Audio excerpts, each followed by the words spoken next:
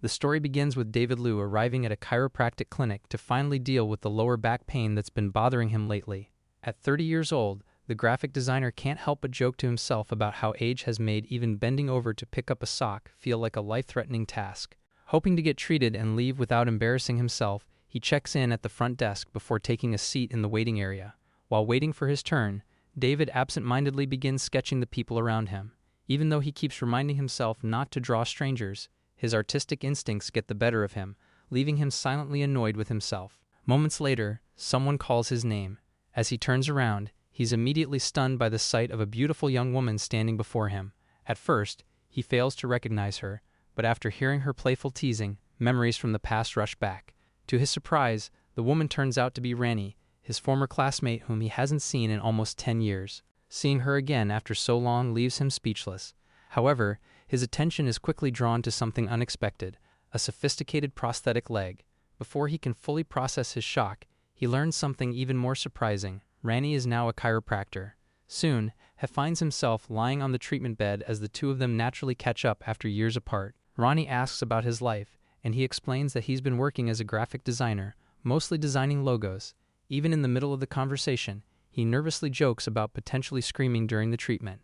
Meanwhile, Ranni examines his back while continuing to tease him in the same cheerful manner she had back in school. After asking David to relax and brace himself, Ranni skillfully adjusts his back. Much to his surprise, the pain that had been bothering him immediately began to fade away. Amazed by how effective the treatment is, David can't help but compliment her skills, while Ranni simply laughs, proud that she has become so good at the profession she loves. Curious about her prosthetic legs, David awkwardly brings up the subject. However, it quickly becomes clear that Ranni has heard every possible question before. Anticipating his curiosity, she jokingly rules out all the usual assumptions people make. Embarrassed, David hurriedly explains that he wasn't going to ask any of those things and instead admits that he genuinely thinks they look cool. His unexpected compliment catches Ranni completely off guard. After a brief moment of surprise, she playfully pats his shoulder and decides to spare him, leaving David laughing nervously. A few moments later, she notices the sketchbook he had been using in the lobby. Curious, she asks to see it. Although David hesitates and tries to downplay his drawings as meaningless doodles, she carefully flips through the pages and is immediately impressed. To Ranni, his artwork hasn't changed at all since their school days. In fact, she believes his drawings are still as lively and full of emotion as they were back then. Hearing such sincere praise from someone he hasn't seen in years leaves David completely flustered. As his face turns red like a tomato, he realizes that this situation is becoming dangerous for his heart. Later that evening, David relaxes in his room, mindlessly watching television and eating snacks. Unfortunately, the drama on screen fails to entertain him, and his attention soon shifts to the remote on a nearby table. Too lazy to get up, he decides to reach for it from his seat, confident he can grab it easily. He immediately regrets it. His back lets out a painful snap, leaving him frozen in agony. And so, the very next day, David finds himself returning to Ranni's clinic once again. Even the receptionist can't help teasing him for making such a quick comeback. Meanwhile, Ranni, who is casually enjoying her coffee, looks at him with disbelief after having fixed him only a day earlier. Rather than defending himself, David jokingly blames his own fragile body. As he lies down for another treatment, she asks what kind of accident could have possibly caused this. When David admits that his greatest enemy turned out to be a TV remote, she bursts into laughter. Even he feels embarrassed as he complains that his doctor is laughing too hard at her own patient. Ranni apologizes but continues teasing him, suggesting he stop fighting inanimate objects. After another adjustment, a familiar cracking sound echoes through the room, instantly relieving his pain. As she works, she casually notes that David was never athletic. Hearing her remember such a small detail surprises him. While others were on the field, David would sit alone in the stands, quietly drawing in his sketchbook. However, while working on the muscles around his neck and shoulders, Ranni reassures him that there was nothing embarrassing about it. To her, he had always seemed the most comfortable when he was quietly drawing by himself, as though that was exactly where he belonged. Hearing that, David realizes that she is right. Before he can dwell on it any longer, Ranni hits another pressure point, causing him to immediately forget everything else as relief spreads through his body. After the session ends, David jokingly remarks on how unexpected it is to see the former high school track star become a chiropractor. She reveals that a car accident had taken both of her legs, but thankfully, not her spirit. The revelation leaves David saddened, and he instinctively feels sorry for her. But Ranni quickly brushes those feelings aside with her usual sense of humor, refusing to let the tragedy define her. Instead, She jokes about how her new legs might not be as fast, but at least they never get tired. Seeing her smile so naturally despite everything she had gone through only makes David admire her even more. In his eyes, she is still the same Ranni he knew back in high school, strong, cheerful, and unmistakably herself. Those words, however, catch her completely off guard. Her face turns bright red, and she immediately teases him, accusing him of flirting too much. Meanwhile, David nearly jumps out of his skin, trying to deny it, only making himself look even more suspicious. Still smiling, she pushes him out of the clinic and reminds him to stretch properly, drink enough water, and stop sitting with poor posture. Like an obedient student, David accepts his orders before finally leaving. Meanwhile, from upstairs, Ranni quietly watches him leave. She finds herself thinking that perhaps some feelings and memories never truly stay in the past. A few days later, David somehow finds himself standing in front of the clinic once again. The receptionist immediately recognizes him and teases that he seems to be becoming irregular. David awkwardly tries to play it off, claiming he just happened to be nearby, but no one is buying his excuse anymore. Even Ranni can't resist teasing him. Clearly amused, she jokingly wonders what kind of bizarre accident had brought him back this time. But to her surprise, David insists that he isn't injured at all. In fact, he claims he only came to ask about proper stretching techniques. Naturally, Ranni finds the excuse suspicious. After all, a quick internet search could answer that question in seconds. However, David argues that the internet can't tell him whether he's doing the exercises correctly. Finding his reasoning surprisingly valid, Ranni decides to humor him. Since the clinic is quiet that day, she gives him 30 minutes before threatening to throw him out.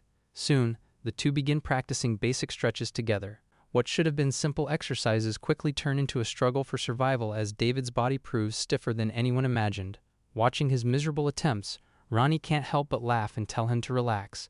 To her, he looks less like someone stretching and more like someone being arrested. Unfortunately for David, relaxing becomes impossible with Ranni standing so close. The moment he admits that her proximity might be part of the problem, she immediately starts teasing him again. Then, just as he loses his balance, the situation suddenly takes an unexpected turn. Instead of the usual scene where the male lead catches the heroine, Ranni effortlessly catches him before he can fall. Holding him firmly, she prevents him from crashing to the floor with remarkable strength. David can't help but admire how strong she is. In response, Ranni casually remarks that life has forced her to become strong and points out that he is surprisingly light. Unfortunately, the moment she lets go, David loses his balance again and collapses to the floor, leaving Ranni staring at him in disbelief. After 30 minutes, the stretching session finally ends, with David lying exhausted as if he had survived something far more intense than a basic workout. Ranni casually declares it over, congratulating him for surviving basic stretching as if it were an achievement. Catching his breath, David remarks that she was terrifying in high school, shocking her. He quickly clarifies that he meant it admiringly, calling her a legendary figure who moved as if gravity didn't apply to her. Unimpressed, Ranni warns that compliments won't fix his posture. Their moment is interrupted when the receptionist calls out that the clinic is closing, teasing them both like a couple who overstayed. Ranni calmly responds and wraps up her work, while David apologizes for taking extra time. She dismisses it casually, saying she was already done. After the clinic quiets down, the two sit together drinking water. David asks what she usually does after work, and she bluntly describes her routine, going home, dealing with her cat, and criticizing bad movies. Hearing that, David confidently claims he is an expert at judging bad films, which immediately catches her attention. Curious, Ranni suggests testing that claim. Without much hesitation, she proposes watching a movie together. David agrees instantly, trying to sound casual, but clearly excited. Before leaving, she sets the plan for the evening meeting at her place at 7, dressing comfortably and assigning David responsibility for the popcorn. He accepts enthusiastically, fully committing to his role. The scene shifts to Ranni's home, where David arrives on time carrying the promised snacks. She acknowledges the popcorn, and he awkwardly adds that he brought drinks too, insisting no cinematic disaster can be endured without soda. Inside, he looks around and comments that her house is more normal than he expected. Ranni immediately questions his assumptions, leaving him embarrassed. She introduces her cat, Mochi, who instantly stares at David with suspicion. Confused, he insists he has done nothing to deserve it, but the cat remains unconvinced. They settle in, and David asks about the movie. Ranni shows him the DVD, saying she was curious after reading bold reviews. David recognizes the franchise and points out that it refuses to end despite its reputation. She explains she enjoys bad movies for their low expectations and over-the-top action. The film begins, quickly revealing itself to be unusual. A sudden musical sequence appears in what was supposed to be an action franchise, leaving David confused. Ranni calmly confirms it's the correct film, noting none of the previous entries included singing. As the movie escalates into a chaotic action musical filled with explosions and dramatic songs, David struggles to process it. Ranni casually explains that the lead actor pushed for the musical direction due to a strange creative vision. During an emotional song about dying in love, David remarks on how absurd it is that even the title is being sung at the climax. Ranni, however, finds the entire experience hilarious and admits she is enjoying it far more than she expected. While she laughs at the film, David finds himself distracted. Watching her genuine, unfiltered reaction, he quietly starts sketching her in his notebook again. Completely focused, he doesn't notice her turn toward him. Ranni catches him drawing and immediately calls him out, questioning why he is sketching instead of watching the movie. David panics and tries to explain himself, but she swiftly takes the sketchbook from him as punishment, declaring it confiscated. As she flips through the pages, her attitude shifts. Instead of annoyance, she becomes genuinely surprised by the quality of the drawings. She quietly admits that they are beautiful, even comparing them to how she sees herself, though she dismisses the idea that she looks that good. David, flustered, accidentally blurts out that she looks even better in reality, instantly realizing what he has said. The realization hits both of them at the same time, leaving the room awkwardly warm and silent for a moment. Trying to recover the situation, Ranni continues flipping through the sketchbook, moving on to the other pages. But as she does, her expression slowly changes from playful to serious. She notices something unexpected among the drawings, something that makes her stop mid-page. Ranni continues flipping through his sketchbook and reacts warmly to his drawings, noticing how consistent and heartfelt they are. Curious, she asks when he started drawing like this. David becomes visibly embarrassed, trying to hide his face while admitting that he dreams of becoming an illustrator for children's books one day. Instead of mocking him, she immediately shuts down his embarrassment. She explains that children's books are often the first stories people ever fall in love with, and that the illustrations in them stay in memory long after growing up. Her reaction surprises David, who expected ridicule rather than understanding. Ranni adds with a teasing tone that she might still make fun of him later, just not about this. David then turns the question back to her, insisting that she must have a dream of her own. Ranni initially denies it, calling it something stupid and unrealistic. But David refuses to let her avoid the question and challenges her to be honest, pointing out that he already shared his own embarrassing ambition. After a moment of hesitation, Ranni finally admits her dream. She reveals that she wants to run again, not just casually, but competitively, as a para-athlete. She immediately downplays it, calling it unrealistic given everything she has been through, and explains how long it took just to learn to walk again, saying running on blades would be a completely different challenge. David responds without hesitation, calling her dream incredible and saying he fully believes in her. He tells her that if anyone can do it, it's her. He also admits that her resilience has made him reconsider his own path, motivating him to pursue his illustration dream more seriously. He adds that even if they are not in the same race, they are both moving toward the same kind of finish line in life. Ranni is taken aback by his words and teasingly suggests that he had clearly prepared that line in advance. David admits it with an awkward laugh. Then, shifting the mood, Ranni stands up and declares that if she is truly going to pursue her goal, David will have to help her. Confused, he asks how. With a confident grin, she assigns him the role of her personal stretching assistant. He immediately panics, questioning her seriousness, but Ranni assures him that he already survived one session and can survive more. As she laughs, he realizes that, somehow, without planning it, he has already become part of her training routine and possibly something more. The next morning begins at 5 a.m. in Ranni's room as her alarm rings through the quiet space. Half asleep, she stretches out, pulls on her prosthetic legs, and repeats to herself with sudden enthusiasm that she wants to race again as a para-athlete. The excitement quickly collapses as she buries her face into the pillow, embarrassed by how easily the words had slipped out days ago. David's reaction echoes in her mind, especially how earnestly he had supported her. The thought lingers longer than she wants it to. By 5:15 a.m., she gets up and tries to reset her mood. She makes coffee and convinces herself that nothing important happened that night, that it was just a casual conversation over a bad movie. Her cat watches her silently, receiving breakfast while she complains that animals have it easy compared to humans, who carry emotional embarrassment. At 5:30 a.m., she begins her training routine. Push-ups, pull movements, controlled strength exercises, her body moving with discipline and precision. By 6:30 a.m., her workout ends, and she collapses briefly as her cat settles on her legs, making her wonder if it is getting heavier every day. After a bath at 7 a.m. and a calm breakfast at 7:30, she prepares for work. By 8 a.m., she leaves home, casually telling her cat not to destroy anything while she is gone. Outside, she walks toward the clinic as people around her turn their heads at her prosthetic legs. The stares are familiar, but she ignores them, moving forward with earbuds in, unfazed. By 8:30 a.m., she arrives at the clinic. Maya greets her as usual, while Ranni responds with a tired morning sigh before heading into her office to drink coffee. A knock interrupts the quiet. She allows entry, expecting a regular patient. Instead, a young boy walks in, and Ranni greets him with her usual calm professionalism, asking what issue has brought him in this time. At David's workplace, a team meeting is taking place, but the atmosphere is anything but normal. His boss has turned the session into a fantasy roleplay scenario, narrating an intense battle against a Lich King and assigning each employee a turn in the imaginary fight. David, however, is completely lost in thought. Instead of focusing on the game, his mind keeps drifting back to Ranni and their recent moments together. While everyone waits for his response, he absent-mindedly blurts out something about a personal stretch assistant, confusing the entire room. His coworkers immediately notice that he has been unusually distracted for several turns. One of them snaps him back to reality, while another asks what is going on. When pressured, David admits he was thinking about someone. The boss quickly guesses it is a woman, which surprises the team. David finally reveals that she is a chiropractor, sparking instant curiosity among everyone present. The room reacts as if he has mentioned something legendary. His colleagues joke that she must be a rare character type, while the boss concludes that anyone who affects David this much must be special. He tries to explain that she is simply attractive, but this only leads to more teasing. As the conversation continues, he realizes his thoughts are no longer on work or the game, but entirely focused on Ranni, making reality feel more distracting than fantasy.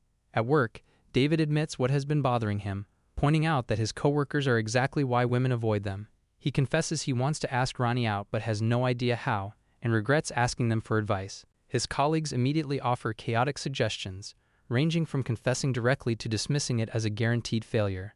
The boss compares relationships to game mechanics, with levels, affection points, and hidden routes, prompting David to remind them this is real life. When asked how far things have gone, David mentions visiting her place and watching a movie. The reaction is immediate chaos, with co-workers treating it like a major achievement. One assumes something more happened, which David quickly denies. Turning to Ellie, the only female co-worker, they ask for a clearer perspective. She suggests a simple approach, inviting Ranni to something she already enjoys, like a concert or live performance. The room quiets as the idea finally feels practical. David agrees, feeling like he finally has direction. Ellie wishes him luck, but the boss quickly interrupts, pulling everyone back to the fantasy campaign. David rolls initiative and scores a perfect roll, sending the room into celebration as if it were a major victory. For the first time that day, David feels a sense of confidence settle in. The chaotic conversation, the teasing, and the roleplay all fade into the background as a single idea takes hold in his mind. After work, while walking home, he passes by concert posters near the street. The idea of a concert suddenly feels more real, and something about one of the posters catches his attention. He recognizes the band immediately. Stopping in his tracks, he takes a closer look and confirms it is exactly what he needs. Without hesitation, he takes a picture of the poster, already thinking about how to turn this opportunity into something meaningful with Ranni. At the clinic, David is lying on the treatment bed again while Ranni prepares for another adjustment. She guides him through a deep breath before performing a quick spinal correction, followed by the familiar cracking sound that instantly relieves his tension. David admits he will never get used to the sound, while Ranni explains that the problem is his constant tension even before she starts.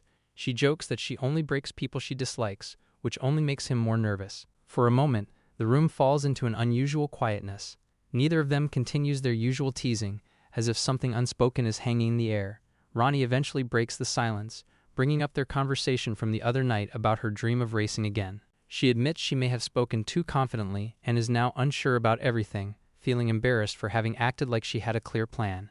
David responds calmly, reassuring her that it is normal to doubt life-changing decisions and that she does not need everything figured out immediately. He adds that taking things slowly still means moving forward. Hearing that, Ranni visibly relaxes and thanks him.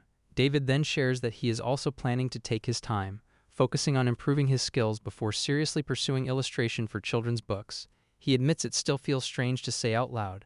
Ranni immediately encourages him, telling him to stop underestimating himself and that the goal suits him well. Her reassurance leaves him genuinely grateful. During the quiet moment that follows, David notices a concert poster on the wall and brings it up. Ranni casually explains that it belongs to a band she likes, but quickly becomes protective of it, joking that it is a limited edition item she would defend at all costs. When she playfully challenges him to try and take it, David immediately refuses, stepping back in mock surrender.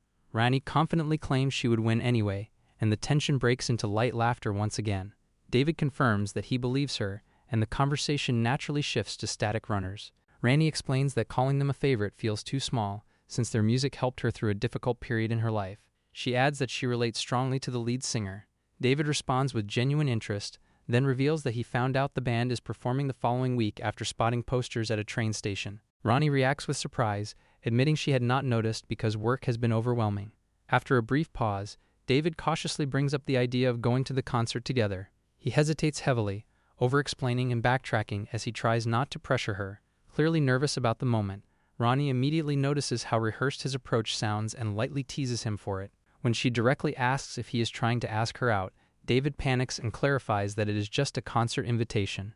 Despite his awkward delivery, Ranni agrees without hesitation. The simple acceptance hits David harder than expected, leaving him completely overwhelmed for a moment. Ranni quickly notices his reaction and checks if he is all right, while he struggles to process what just happened, joking that his heart nearly stopped. Ranni suggests a medical referral in response, but David assures her he just needs a moment to recover from the shock of success. Confused by his strange wording, she allows him time to calm down while the moment settles between them. At the concert venue, the atmosphere is lively and overwhelming, with crowds of people, music setups, and food trucks spread across the area. David is surprised by how big everything feels, comparing it to a festival rather than a simple concert. Ranni calmly explains that this is normal, depending on the band, while walking with ease through the crowd. David suddenly becomes self-conscious about his outfit and asks if he looks underdressed. Ranni initially agrees just to tease him, but then quickly laughs and reassures him that most people around them are barely dressed up either. She adds that he is fine, and the only person judging him is her. They continue teasing each other, with David complimenting her appearance. Ranni casually notes that he took long enough to say it and jokingly reduces his score for being late with the compliment. When David asks whether he is being graded, she playfully confirms it, leaving him both confused and nervous. As the crowd grows thicker, David becomes slightly concerned about Ranni navigating the space. She reassures him that she is used to crowded environments and has spent more time on prosthetics than he has spent exercising, brushing off his worry with ease. Before entering the venue, they decide to grab food since there is still time before the concert starts. They sit together eating hot dogs and fries, enjoying the simple moment as Ranni expresses how much she enjoys festival food and the atmosphere. David agrees, noting how simple meals somehow taste better in places like this. The mood shifts slightly when a small child notices Ranni and asks his mother about her legs. The mother quickly scolds the child and apologizes awkwardly for the comment, creating a brief moment of discomfort. Ranni remains quiet for a moment, then calmly assures them that it is fine. Ranni calmly diffuses the awkward moment by calling the child over instead of avoiding the question. She leans in and turns the situation into a harmless joke, telling him that her legs are actually upgraded robot tech. The child's sadness instantly turns into excitement, fully convinced and fascinated by the idea. When the boy curiously asks if David also has robot upgrades, David is left completely stunned. Ranni casually responds that he is just a normal human, adds that he is nothing special, and clarifies that he is not her boyfriend. The child simply shrugs and calls it boring before leaving with his mother. David watches the entire exchange in disbelief and quietly admits that she handled it extremely well. Ranni explains that children are usually easy to deal with because they are not trying to be hurtful, only curious, unlike adults, who often complicate things unnecessarily. As the crowd around them begins to shift, signaling the start of the concert, Ranni suddenly grabs David's arm and pulls him forward. With visible excitement, she leads him toward the stage area as the energy of the venue rises. The concert erupts into full energy as static runners take the stage. The crowd roars with excitement while the lead singer opens the show with overwhelming presence, instantly pulling everyone into the performance. The music fills the entire stadium, vibrating through the ground and air, making the experience feel almost electric. Ranni reacts first, surprised by how intense the atmosphere is, while David struggles to process its sheer scale. Despite his initial overwhelm, the rhythm and energy gradually pull him in. Before long, he is no longer just watching but actually enjoying the performance alongside everyone else. Ranni notices his change in expression and smiles, clearly happy to see him having fun. The two of them get swept up in the crowd, moving with the music and reacting together like any other pair caught in the moment. 2 hours pass quickly as the concert reaches its finale. The lead singer thanks the audience, then the guitarist prepares for the traditional pick toss. Ranni explains that people go crazy over it, but also admits it is probably not worth risking injury in a crowd. As the pick is launched into the air, David suddenly remembers Ranni's words about how the band's music helped her through difficult times. Without thinking too long, he reacts instinctively and jumps forward, managing to catch it. For a brief moment, there is shock and celebration around him. However, the landing immediately triggers a sharp pain in his back, freezing him in place. Ranni quickly notices something is wrong and calls out to him. David tries to turn toward her, but his body gives out slightly as he struggles to stand properly, tears forming in his eyes from the sudden pain. After the concert, the crowd slowly spills out of the stadium, still buzzing with excitement. Outside, Ranni immediately scolds David for what he did, clearly upset at how recklessly he jumped for the pick despite his already injured back. She presses a cold bottle against his sore muscles as a makeshift ice pack, trying to ease the pain while complaining that he acted like an action hero without thinking. David winces but admits he simply acted on instinct and did not think at all before jumping. As they stand there, a passing couple recognizes him as the one who caught the guitar pick and praises his jump, calling it impressive. Ranni reacts with a mix of annoyance and amusement, noting that he has somehow become popular for all the wrong reasons. David then hands her the pick, revealing that he caught it for her. Ranni is caught completely off guard, realizing he risked his back just to get something she casually mentioned earlier. Flustered, she scolds him again for being reckless but quietly thanks him while holding the pick. When David asks for his final grade, she smiles and tells him he passed with flying colors, though she immediately reminds him that they now have to deal with his injury. He reacts in pain as she checks his back again, joking that his reward is another session the next day. David tries to negotiate a discount, but she refuses, then finally admits it is on the house. As she helps him up, he slowly realizes just how badly he pushed himself. Despite the pain, he admits that the jump was still worth it, even if it was a terrible idea. The next day, David returns to the chiropractic clinic just as Maya is sending off an elderly patient, reminding him to come back next week and avoid pushing himself too hard.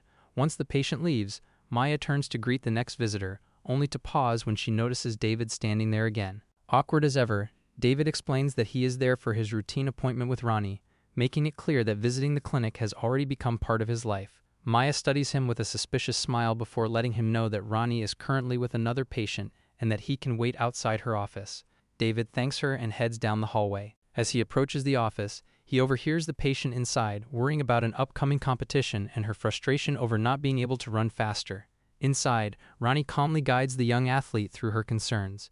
She understands the urge to improve quickly, especially with a goal so close, but warns that ignoring pain and forcing the body too far can cause serious consequences.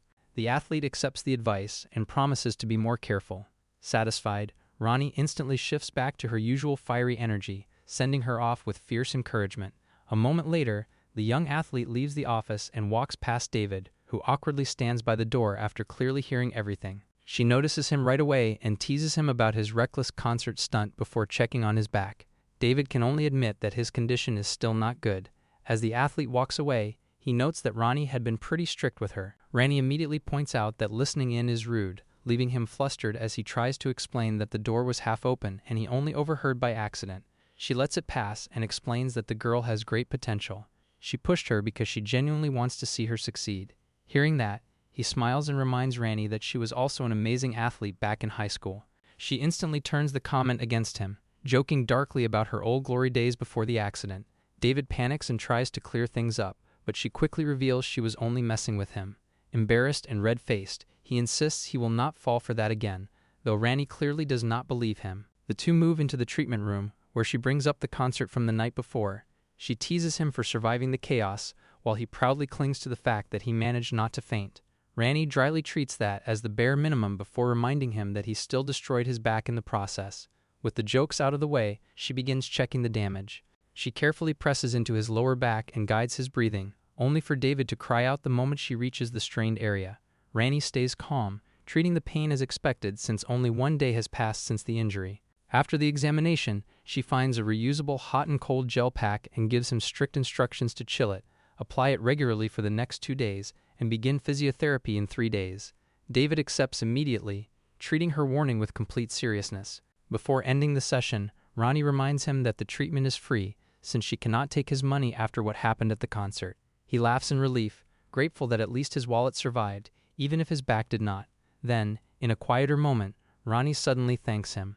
David is confused at first, until she reveals the static runner's pick hanging from a chain around her neck. She admits that his reckless stunt was completely unnecessary, but also that it made her genuinely happy. The sincerity catches David off guard, leaving him red-faced and awkward as he struggles to respond. The emotional moment is cut short when Ranni unexpectedly lets out an embarrassed laugh. Both of them turn toward the door and find Maya peeking in. Maya casually encourages them to continue, only making the atmosphere even more awkward. Ranni, now visibly annoyed, questions how long Maya has been standing there. She avoids giving a proper answer, but her expression says enough. Ranni immediately orders her back to the front desk. Here I am.